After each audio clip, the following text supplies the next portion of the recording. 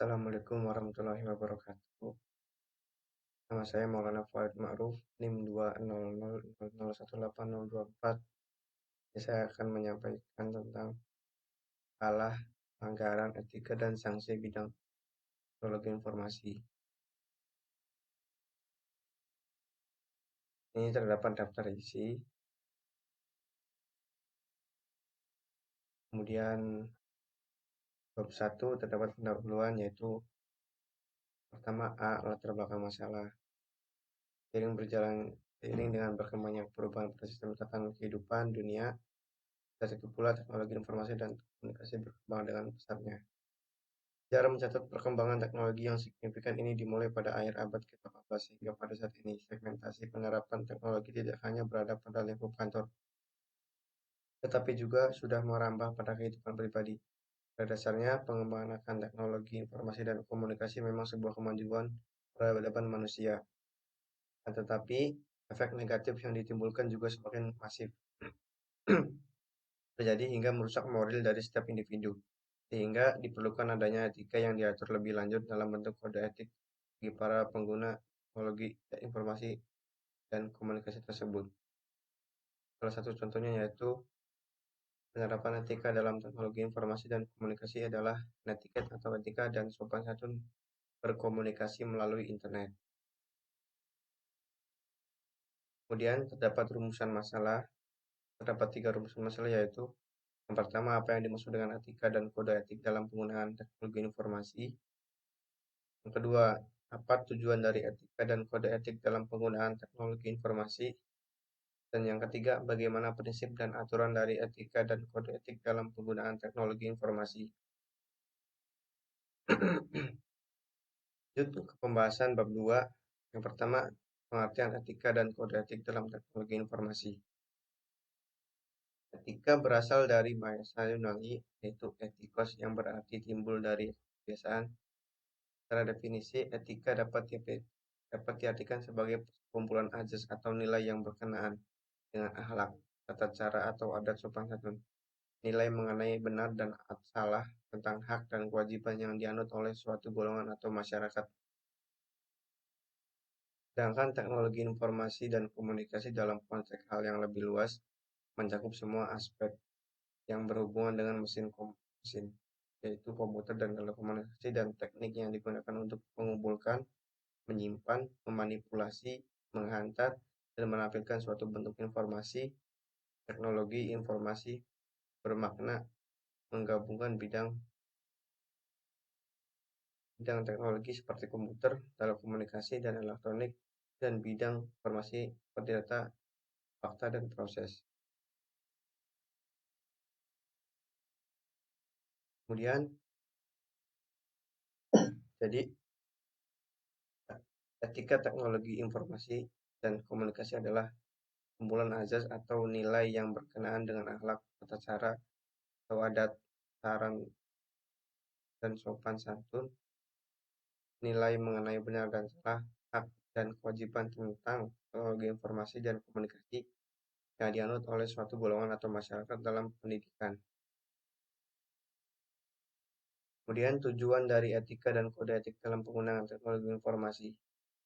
Kode etik profesi informatikawan merupakan bagian dari etika profesi, dan kode etik profesi merupakan lanjutan dari norma-norma yang lebih umum yang telah dibahas dan dirumuskan dalam etika profesi. Kode etik ini lebih memperjelas, mempertegas, dan merinci norma-norma ke bentuk yang lebih sempurna. Walaupun sebenarnya norma-norma tersebut sudah tersirat dalam etika profesi. Dengan demikian, kode etik profesi adalah sistem norma atau aturan yang ditulis secara jelas dan tegas serta terperinci tentang apa yang baik dan tidak baik, apa yang benar dan apa yang salah, dan perbuatan apa yang harus dilakukan dan tidak boleh dilakukan oleh seorang profesional. Tujuan utama dari kode etik adalah memberi pelayanan dalam masyarakat tanpa mementingkan kepentingan pribadi atau kelompok. Kemudian terdapat aturan dalam penggunaan teknologi informasi. Yang pertama, terdapat privasi. Pada dasarnya, privasi ini sama dengan confidentiality. Namun jika confidentiality biasanya berhubungan dengan data-data perusahaan atau organisasi, Sedangkan privasi lebih ke arah data-data bersifat pribadi. Contohnya, hal yang berhubungan dengan privasi adalah email seseorang. Kedua, term and condition. Term and condition adalah aturan-aturan dan kondisi yang harus ditaati pada penggunaan teknologi informasi. Hal tersebut mencakup integriti, privasi, dan availability dari informasi yang terdapat dan dibutuhkan di dalamnya. Biasanya, dalam aturan term and condition sudah dijelaskan tentang ketentuan layanan, ketentuan konten, dan jurnalisme warga. Begitu juga dengan etiket komunikasi dan interaksi dengan melalui komentar, baik berupa mengirimkan pesan, atau bahkan di dalam tulisan sendiri. Semuanya telah diatur. Tapi ada beberapa yang bersifat privasi yang hanya pengguna saja yang mengetahuinya. Kemudian, dapat jenis pelanggaran etika dan kode etik dalam penggunaan informasi komunikasi. Terkait dengan bidang hukum, maka pengguna harus mengetahui Undang-Undang Nomor 28 Tahun 2014 yang membahas tentang haki atau hak atas kekayaan intelektual dan pasal-pasal yang membahas hal tersebut. Hukum hak cipta bertujuan melindungi hak pembuat dalam mendistribusikan, menjual, atau membuat turunan dari karya tersebut.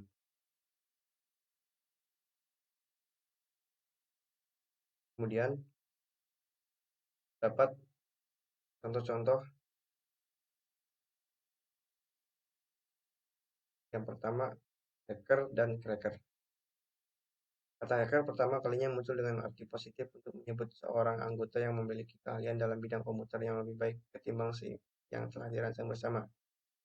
Menurut Mansil, hacker didefinisikan sebagai seorang yang memiliki keinginan untuk melakukan eksplorasi dan penetrasi terhadap sebuah sistem operasi dan kode komputer pengaman lainnya, tapi tidak melakukan tindakan perusakan apapun, tidak mencuri uang atau informasi.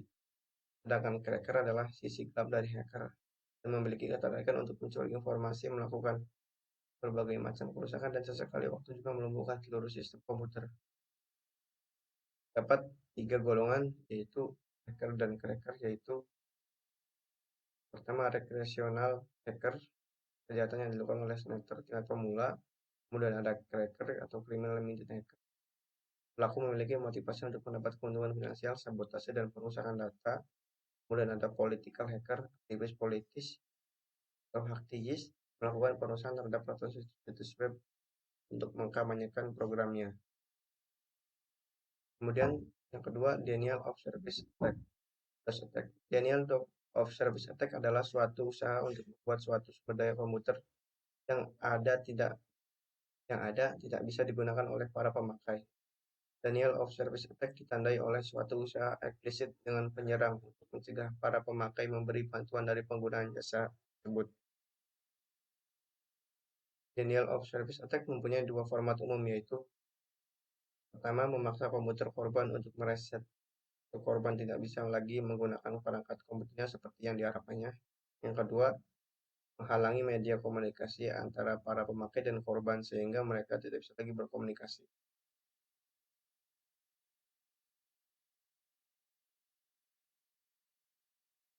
Yang ketiga, yaitu pirasi.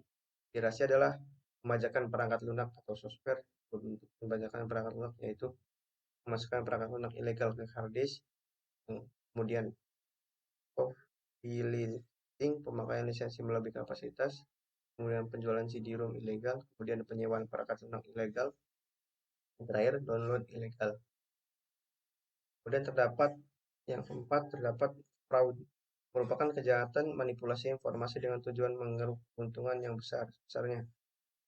Artinya kejahatan yang dilakukan memanipulasi informasi keuangan, adanya situs yang melibatkan berbagai macam aktivitas yang berkaitan dengan kartu kredit. Kemudian dapat data forgery. Ini yang kelima.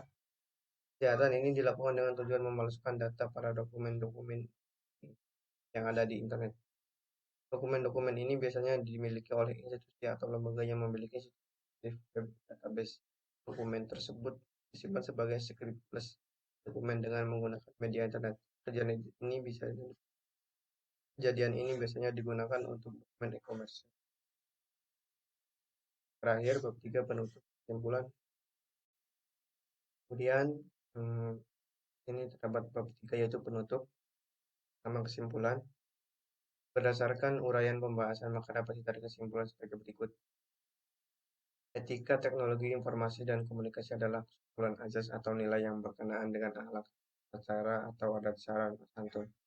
Nilai mengenai benar dan salah, hak dan kewajiban tentang teknologi informasi dan komunikasi yang dianut oleh suatu golongan atau masyarakat dalam pendidikan. Yang kedua, adapun fungsi dari kode etik profesi adalah yang pertama, memberikan pedoman bagi setiap anggota profesi tentang prinsip profesionalitas yang digariskan. Kemudian yang kedua, sebagai sarana kontrol sosial bagi masyarakat profesi yang bersangkutan. Yang ketiga, mencegah campur tangan pihak luar organisasi profesi tentang hubungan etika dalam keanggotaan profesi. Kemudian ketiga, prinsip kode etik di dalam penggunaan teknologi informasi berhubungan dengan aspek keamanan. Aspek keamanan biasanya seringkali ditinjau dari tiga hal yaitu confidentiality, integrity, dan availability. Biasanya ketiga aspek ini sering disingkat menjadi TIA.